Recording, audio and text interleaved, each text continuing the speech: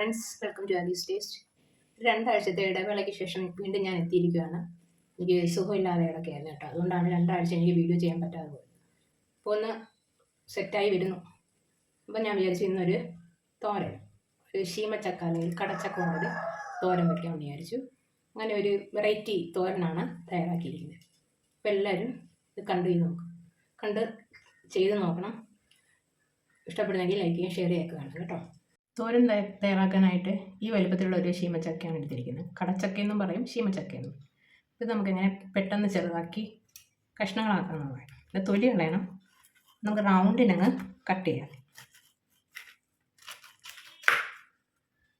ഇത് എളുപ്പം കേട്ടോ.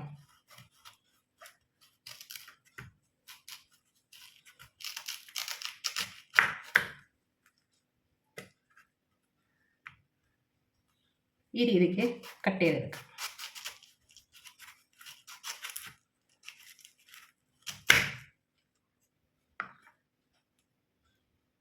റൗണ്ട് ഷേപ്പിൽ കട്ട് ചെയ്തിട്ടുണ്ട്. ഇനി ഇതിൻ്റെ തൊലി ഞാൻ കളഞ്ഞാൽ ഇത് എളുപ്പം. പിന്നെ നമ്മൾ തൊലി ചെത്താൻ നിൽക്കുവാണെങ്കിൽ ഇത്തിരി പാടാണ്. ഇങ്ങനെ തൊലി കളഞ്ഞെടുക്കാം.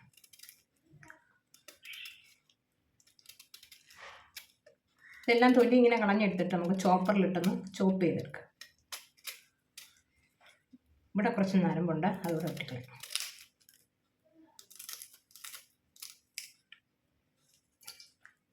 വെള്ളത്തിലിടണം കേട്ടോ, അല്ലെങ്കിൽ ഇത് കറുത്തു പോകും.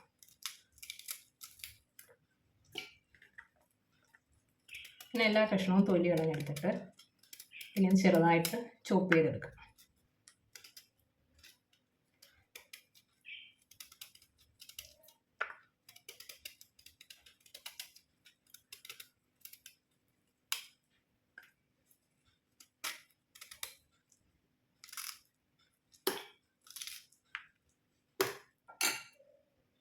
നമ്മുടെ ശീമച്ചക്ക അങ്ങനെ ചോപ്പ് ചെയ്തെടുത്തിട്ടുണ്ട്, കഴുകിയൊക്കെ എടുത്തിട്ടുണ്ട് കേട്ടോ. ഇതിൻ്റെ അരപ്പെന്ന് പറയുന്നത് 1 മുറി തേങ്ങ ഉണ്ട്, പിന്നെ 1 ടീസ്പൂൺ മഞ്ഞൾപ്പൊടി, 1/2 ടീസ്പൂൺ കുരുമുളക് പൊടി, ഒരു 4-5 വെളുത്തുള്ളി, പെരിഞ്ജീരകമാണ് 1/2 ടീസ്പൂൺ പെരിഞ്ജീരകം എടുത്തിട്ടുണ്ട്, ഒരു 4 പച്ചമുളക്. ഇത്രയും കൂടെ ഒന്ന് ചതച്ചെടുക്കണം. ഇതിൻ്റെ സ്പെഷ്യാലിറ്റി എന്ന് പറയുന്നത് ഈ പെരിഞ്ജീരകം ചേർക്കുന്നതാണ്. അതുപോലെ തന്നെ കുരുമുളക് പൊടി 1/2 ടീസ്പൂൺ ഉണ്ട്. ഇതെല്ലാം കൂടെ ചതച്ച് ചേർക്കാം. അപ്പോൾ ഇതെങ്ങനെ തയ്യാറാക്കുന്നത് നമുക്ക് കണ്ടു നോക്കാം. തോരൻ തയ്യാറാക്കാൻ പാൻ വെച്ച് കുറച്ച് എണ്ണ ഒഴിച്ച് കൊടുത്തിട്ട് 2 ടീസ്പൂൺ എണ്ണ ഒഴിച്ചിട്ടുണ്ട്. കടുക് ഇട്ട് കൊടുക്കും. ഇതിലേക്ക് ഒരു 3-4 ഉണക്കമുളക് ഇട്ട്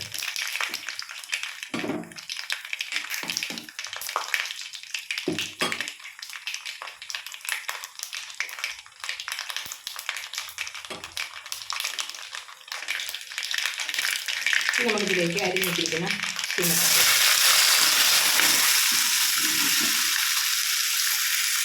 ആവശ്യത്തിന് ഉപ്പിട്ട് കൊടുക്കാം.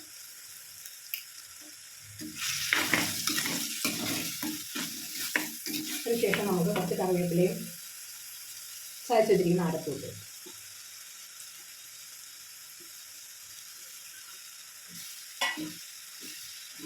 നല്ലപോലെ മിക്സ് ചെയ്യും.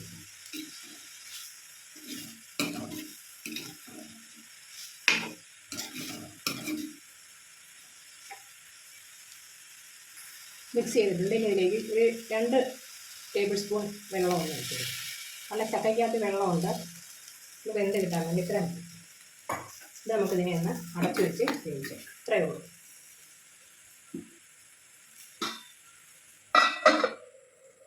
വെന്ത് വരട്ടെ. അങ്ങനെ നമ്മുടെ തോരൻ ഇവിടെ തയ്യാറായിട്ടുണ്ട്. നല്ല അടിപൊളി ടേസ്റ്റുള്ള തോരനാണ്. അപ്പോൾ എല്ലാവരും ഇത് ട്രൈ നോക്കണം. കഷ്ടപ്പെടുന്നെങ്കിൽ ലൈക്ക് ചെയ്യും, ഷെയർ ചെയ്യും, കമൻറ്റ് ചെയ്യും.